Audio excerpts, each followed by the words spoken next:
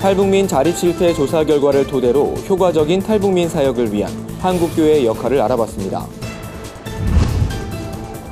발달 장애인을 위한 설교집이 발간됐습니다. 장애인 사역을 준비하는 교회들에 큰 도움이 될 것으로 기대됩니다. 교육부가 총신대학교 실태 조사 결과를 발표한 가운데 학내 단체들은 총장이 퇴진할 때까지 목소리를 높이겠다는 입장을 밝혔습니다. 현지 사역에 적용할 만한 선교 정책을 공유하는 자리가 마련됐습니다. 세월호 참사 4주기를 앞두고 유가족과 함께하는 추모 예배가 진행됐습니다. 여러분 안녕하십니까? 구티비 위클리 뉴스입니다. 한 주간의 뉴스를 종합해드립니다. 최근 탈북민의 정착과 자립 실태를 조사한 통계가 발표됐습니다. 이번 조사에선 탈북민들의 경제적 자립과 사회통합 정도를 가늠할 만한 여러 지표들이 제시됐는데요. 한국교회가 효과적으로 탈북민 사역을 하는 데 도움이 될 것으로 보입니다. 한진식 기자의 보도입니다. 통일부 산하 남북 하나재단이 발행한 북한 이탈주민 정착 실태와 사회통합 조사에 따르면 탈북민들은 자영업을 가장 선호하는 것으로 나타났습니다. 실제로 자영업자의 비율이 증가했다는 결과도 나왔습니다. 1997년 탈북해 2011년 한국에 들어온 이영주 씨는 자영업을 선호하는 이유 중 하나로 회사 내 인간관계가 어렵다는 점을 꼽았습니다. 여기 사회적 구조가 좀 많이 메말라 있으니까 그거로서 좀 도피라는 생각도 들고 그냥 나만의 공간에서 나만의 기술 가지고 살아야 되지 않겠나 이런 생각도 좀 해봤고. 이 씨는 특히 북한에 대한 사람들의 무관심을 지적했습니다. 관심이 없다 보니 탈북민에 대한 이해가 부족하게 되고 이로 인해 상호관계에도 좋지 않은 영향을 준다는 겁니다. 북한은 한반도인데 너무 모른다. 아무리 타인의 삶에 간섭하고 싶지 않아도 이거는 아니지 않나? 탈북에 대해서는 더 모르고 어떻게 왔냐고 그런 얘기를 이렇게 하고 그래서 어떻게 내 나라를 잘 모르지? 그런 생각이 많이 아프죠. 이번 조사에선 사회단체에 참여하는 탈북민의 54.5%가 종교활동을 하고 있다는 결과도 나왔습니다. 일반 국민에 비해 2배 이상 높은 수치입니다.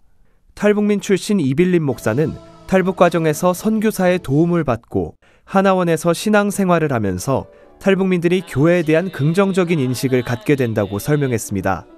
이 목사는 그러면서 탈북민들이 사회에 잘 통합되기 위해 교회의 역할이 특히 중요하다고 강조했습니다. 탈북민들을 구제 대상으로 보는 것이 아니라 다른 사람들을 구제하고 돌보는 사람들로 세워주는 것이 교회가 가장 탈북민들을 잘 섬기는 거라고 생각하고요. 지속적으로 도와야 되는 것은 저는 교육이라고 생각합니다.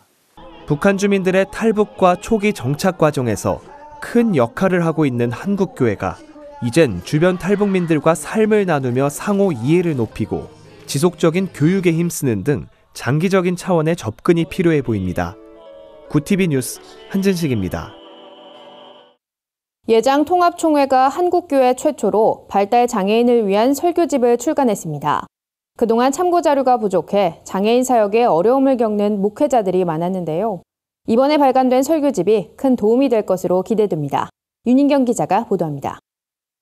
보건복지부에 따르면 국내에 등록된 장애인은 전체 인구의 5%인 약 251만 명.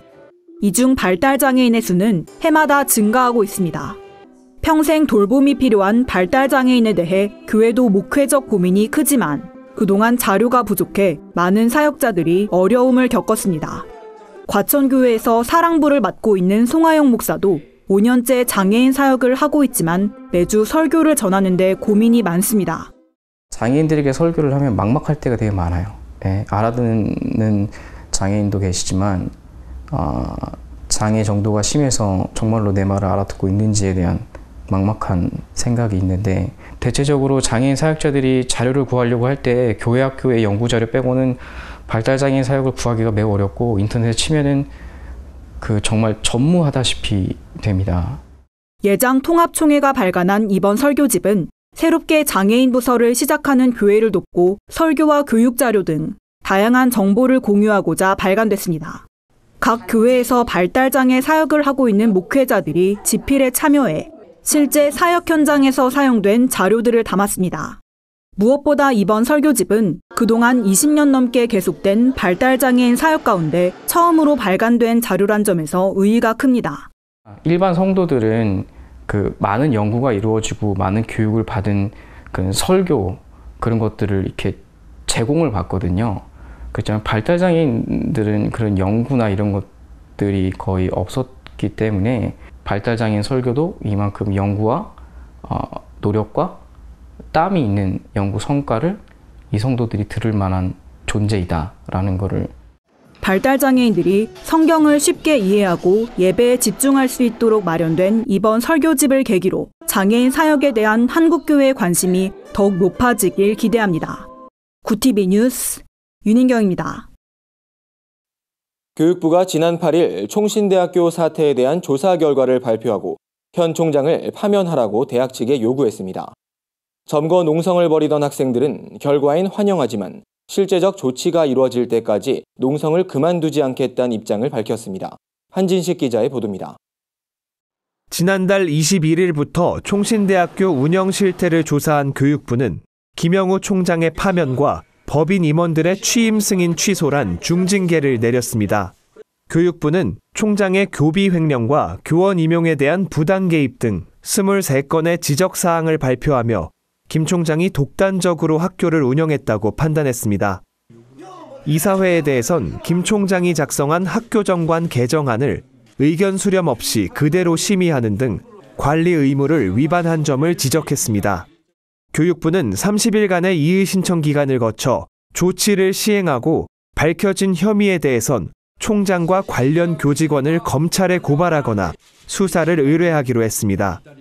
총학생회와 신대원 비상대책위원회를 중심으로 한 학생들은 조사 결과가 만족스럽지만 총장과 재단 이사에 대한 면직 처분이 이뤄질 때까지 건물 점거 농성과 수업 거부를 이어가겠다는 입장을 밝혔습니다. 면밀히 조사됐다라고 판단이 되어지고요.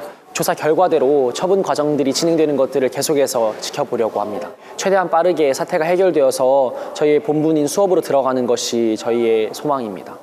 학내 사태 해결에 대한 긍정적인 기대감을 나타낸 학생들과 달리 학교 측은 다소 엄중한 조사 결과에도 별다른 입장을 보이지 않고 있습니다. 교육부 실제 조사에 대한 그런 입장 이런 게. 한편 총학생회와 신대원 비대위, 교수협의회 등은 교육부 처분과 별도로 김 총장을 상대로 직무집행정지 가처분 신청을 준비하고 있다고 밝혔습니다. 구티비 뉴스 한진식입니다.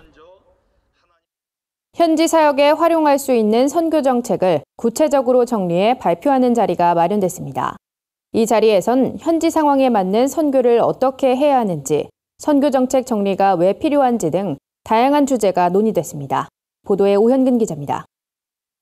대한예수교 장로회 통합총회 세계선교부가 교단 차원에서 파송하는 선교사들이 보다 효과적으로 사역할 수 있도록 정책을 공유하는 자리를 마련했습니다. 이 자리에 참석한 선교사들은 현지에서 사역하며 터득한 저마다의 선교 전략들을 발표했습니다. 총회는 거기에 더해 나라와 권역, 종교별로 달리 접근해야 하는 선교 전략에 대한 내용들을 정책으로 정리하기로 했습니다. 4일간 이어질 발표회에 앞서 메시지를 전한 주승중 목사는 예수님 사역의 오직 한 가지 목적은 잃어버린 자들을 찾아 구원하는 것이라며 먼저 부름받은 우리가 선교에 힘쓰지 않는다면 교회의 존재를 다시 점검해야 한다고 말했습니다. 교회의 교회됨의 의미, 교회의 존재의 목적은 바로 예수님께서 세상에 오신 이유가 잃어버린 자를 찾아 구원하고자 했던 것처럼 잃어버린 자들에게 다가가 복음을 전하는 것입니다. 이것이 바로 예수님께서 자신의 몸된 교회를 이 땅에 남기신 이유입니다. 그동안 교단 측은 큰 틀의 선교 정책은 있었지만 현지 사정에 맞는 세분화된 선교 정책이 수립돼 있지 않았습니다. 이에 따라 총회는 공유된 내용을 비판과 토론을 거쳐 수정해 실제적인 선교에 도움이 되는 발판을 마련하겠다는 겁니다. 발표엔 선교 현장 조사의 필요성과 현장 상황에 대한 적절한 목표 설정 등의 내용이 참석한 선교사들의 공감대를 불러일으켰습니다. 먼저는 총회 세계 선교부에서 선교사를 파송할 때에 그 나라와 권역의 선교 정책에 맞는 선교사들을 선택하고 선출해서 보내게 될 것이고 개인적인 비전과 개인적인 정책보다 현지 선교회와 총회가 함께 가는 선교 정책에 거의 좀 이제 방향을 맞춰가면서 하기 위한 목적이 있습니다. 총회는 그동안 추구해온 세계 선교 전략에 변화와 개선의 필요성을 느끼고 지속적인 선교 정책 수립을 이어간다는 계획입니다. 구티비 뉴스 오현근입니다.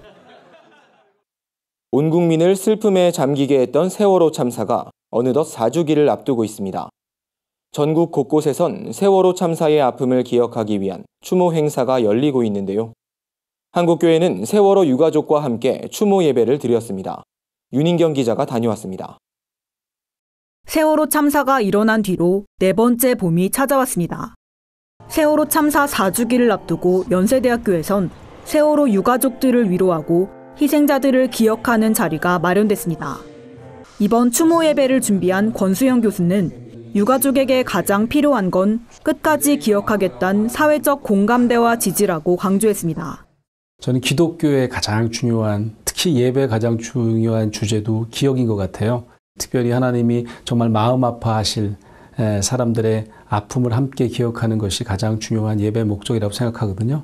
그래서 이번 우리가 4주기 기억 체프를 통해서 그들의 아픔을 다시 한번 기억해보고 유가족 대표로 참석한 최순아 씨는 오늘처럼 꽃피는 봄날에 떠났던 수학여행에서 우리 아이들은 돌아오지 못하고 있다며 이런 아픔이 반복되지 않도록 끝까지 함께 해달라고 부탁했습니다. 사진 속 아이에게 안부를 물으면 어느 때는 슬퍼 보이고 어느 때는 행복해 보이고 어느 때는 무표정한 게 화가 나 있는 것 같기도 합니다. 죽은 자는 말이 없다지만 우리 아이들의 죽음은 죽음 그 자체로 엄청난 얘기들을 쏟아내고 있습니다. 이날 예배에 참석한 150여 명의 학생과 교직원들은 세월호와 유가족의 아픔을 잊지 않겠다고 다짐했습니다. 이 예배에서 이렇게 저희 모두가 기억해야 하는 그런 뜻깊은 사건을 함께 나눌 수 있어서 굉장히 의미 깊은 일이었다고 생각하고 또 저 역시 그냥 언론에서만 보는 그런 사건이 아니라 다시금 나한테도 기억시켜야 되는 일이라는 마음을 가지고 나왔다고 생각합니다. 오는 16일 안산에선 세월호 희생자 합동 연결식이 열립니다. 그동안 72만 명에 이르는 추모객을 맞아온 정부 합동 분향소는 이번 연결식을 끝으로 4년 만에 철거될 예정입니다. 구티비 뉴스 윤인경입니다. 장기부전 환자들에게 사랑을 전하는 생명나눔 예배가 드려졌습니다. 찬양 사역자들이 명심해야 할 10계명이 발표돼 눈길을 끕니다. 세상 속 크리스천들의 다양한 이야기를 한진식 기자가 소개해드립니다.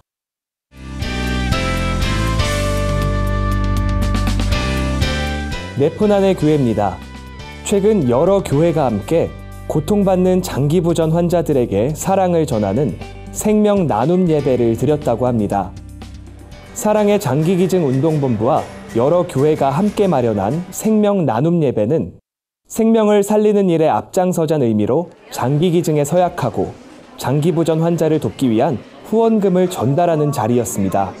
이번 예배는 서울 서대문교회와 숭인교회, 경기 군포시 산본교회 등 전국 43곳의 교회에서 진행됐고 무려 3,300명이 넘는 성도가 장기기증에 서약했다고 하는데요. 내 몸 9가지 장기기증이라도 하고 사람마다 다 상황은 다르지만 그랬으면 좋겠다 하는 마음이 있습니다. 부족한 저도 다 작정했습니다. 다 했습니다. 시신까지 다 기증했습니다. 참석자들은 생명을 내어주신 예수님을 기억하면서 장기기증 운동에 동참했다며 생명으로 또 다른 생명을 낳는 사랑을 몸소 실천해 기쁘다고 소감을 전했습니다.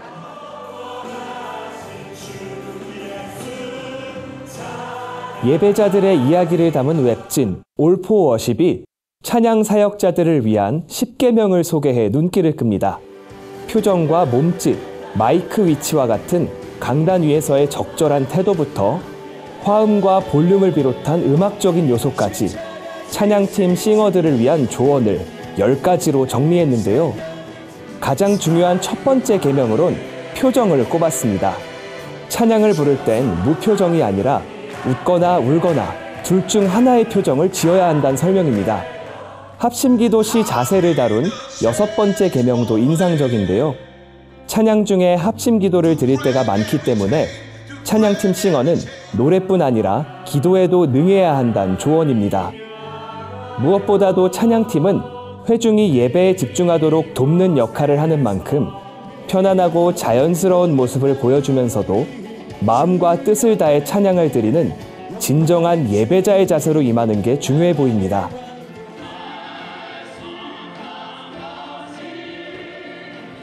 이번 소식은 구TV 글로벌 선교방송단 최생금 교회기자가 전해왔습니다.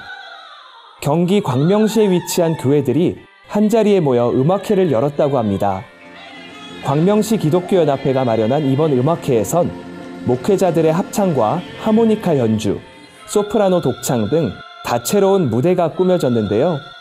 특별히 카메룬과 나이지리아, 짐바브웨 등 아프리카 출신 성도들로 구성된 엘림 호프 콰이어의 무대가 가장 뜨거운 호응을 얻었다고 합니다.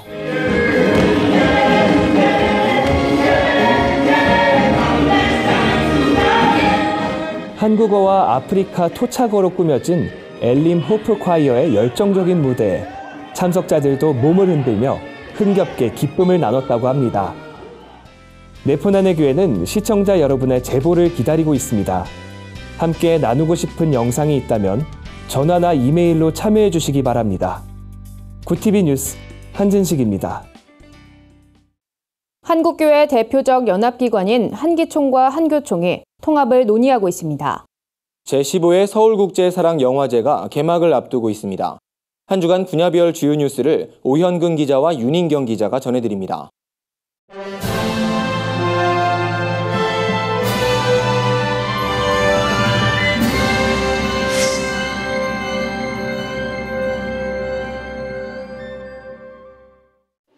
한국기독교 총연합회와 한국교회 총연합이 비공개로 통합 논의를 진행했습니다.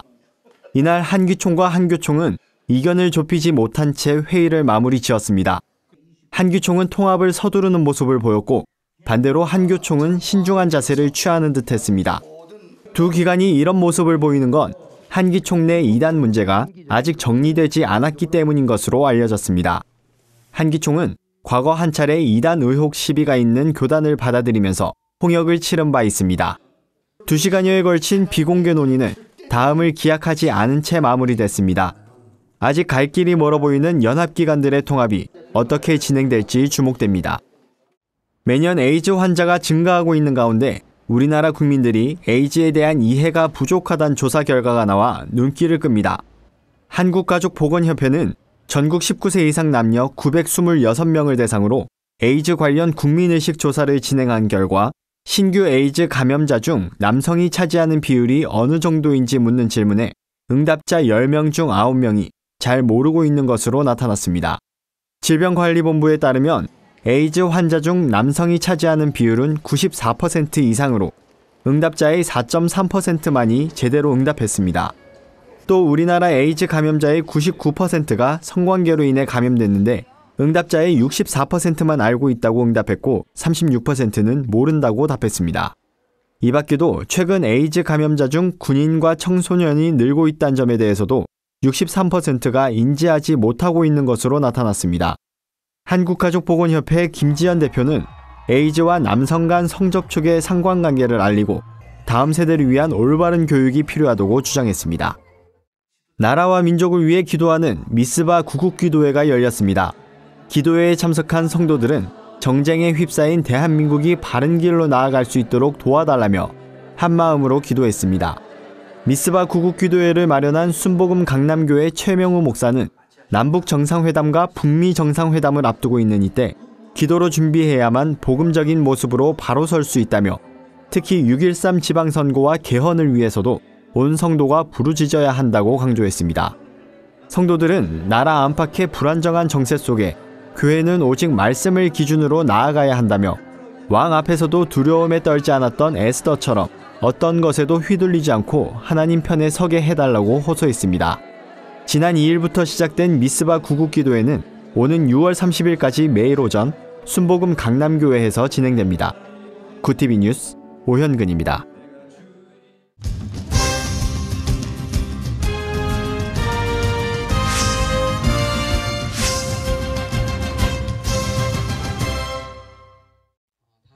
제15회 서울국제사랑영화제가 24일 개막을 앞두고 있습니다. 이번 영화제에선 총 11개국 20편의 작품이 상영될 예정으로 개막 전부터 관객들의 관심이 모아지고 있습니다. 함께란 주제의 이번 영화제에선 끝에서 시작되다가 개막작으로 선정됐으며 폐막작으론 그 언덕을 지나는 시간이 상영됩니다.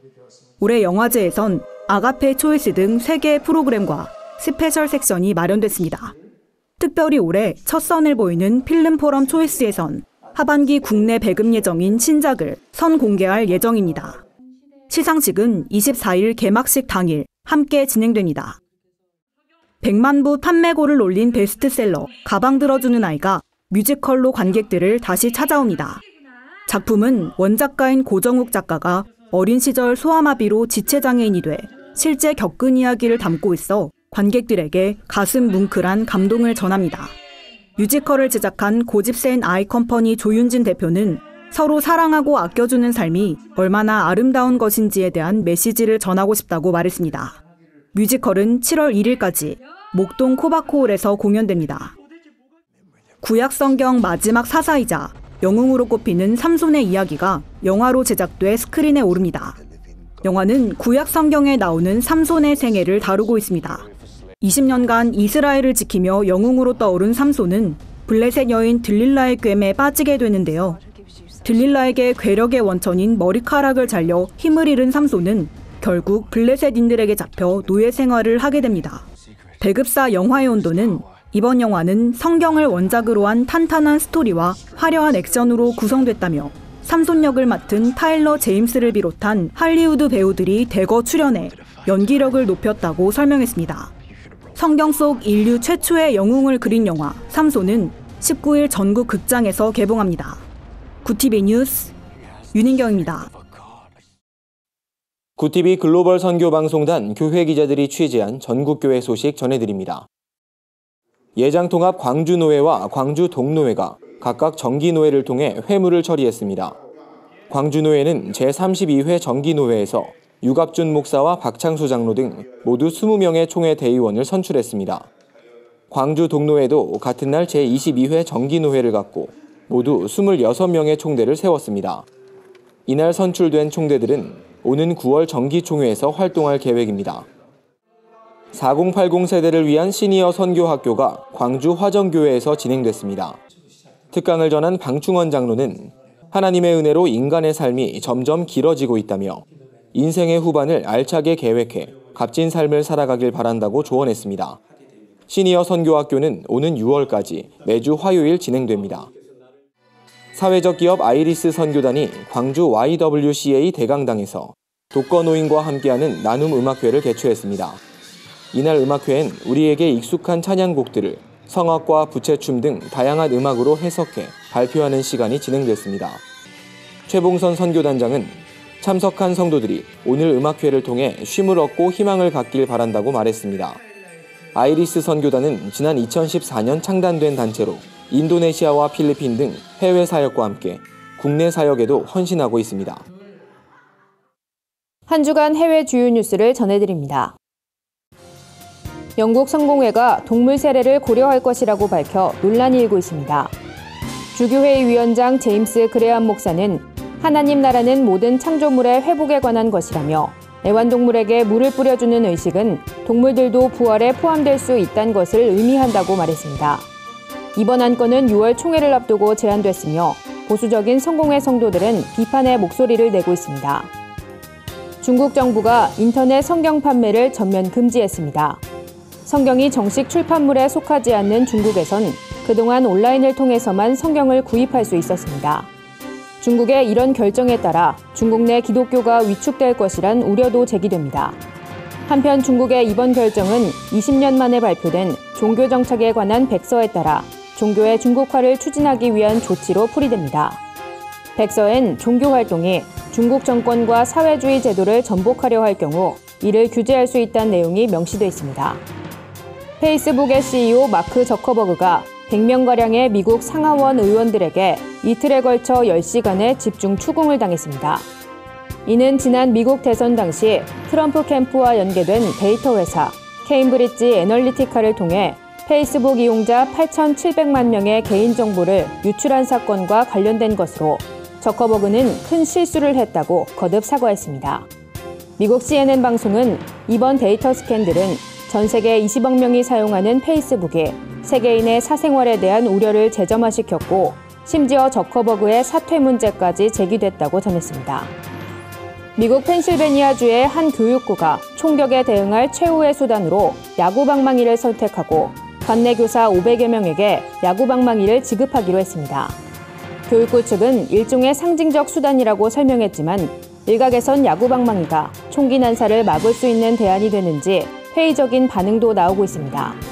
한편 펜실베니아주의 또 다른 교육구는 학교 교실마다 약 19리터의 돌멩이를 채운 바구니를 갖다 놓고 총기 폭력에 대응하자는 방안을 제시하기도 했습니다. 이상으로 뉴스를 마칩니다. 구티비 위클리 뉴스는 인터넷 신문 데일리 굿뉴스를 통해서도 보실 수 있습니다. 시청해주신 여러분 고맙습니다.